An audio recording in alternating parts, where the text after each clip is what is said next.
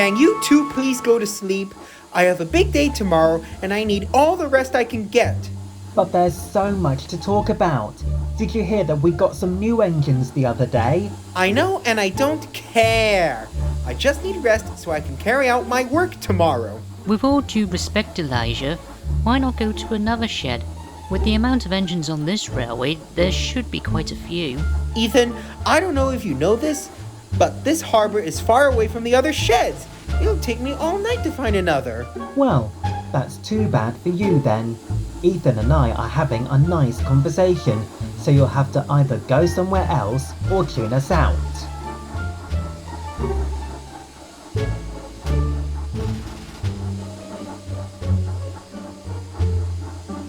Hey, you two. What is it now? Well, since I'm not going to sleep anyway, I don't suppose you two are down for a little story. Ooh, a story? Nice try, Elijah. But we've already heard all of the stories from Nate and Trevon. Ah, but this one doesn't involve our railway. Oh? I overheard it from a visiting engine. Shall I tell you then? Yes, please. Well, once upon a time, there was a tank engine called Wilburn. It was a nice engine, beloved by both workmen and other engines alike. But one night, Wilburn had gone on a nightly run just to stretch its wheels before turning in for the night, when suddenly the track underneath him gave way, and Wilburn tumbled into the ravine below. And he was never seen again. Until one night, years later, on the date of his accident, another engine was traveling down the same line when he heard a chuffing noise from behind him. He and his crew looked back, only to see that it was Wilburn.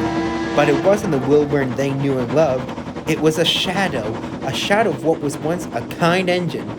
When the driver and fireman of the engine saw Wilburn, they threw open the regulator and sped off into the night with Wilburn not far behind.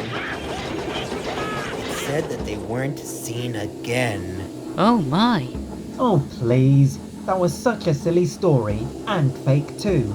Ghosts aren't real. You'd be surprised. Not to mention you didn't let me finish.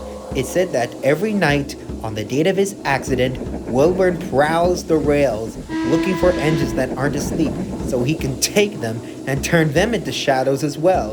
And what do you know? Tonight just so happens to be that very night. Oh dear. I don't want to be a shadow. I'm sorry for keeping you awake, Elijah. I'll go to sleep now. You should too, Xavier. Nonsense. That story isn't even real. If it were, we'd be long gone by now. And I'll prove it.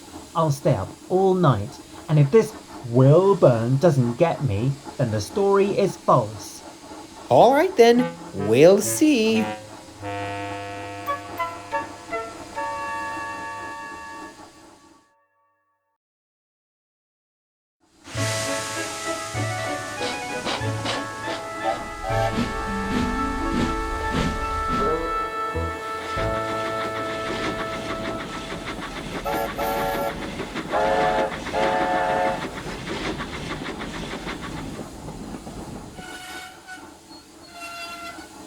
Morning, Elijah.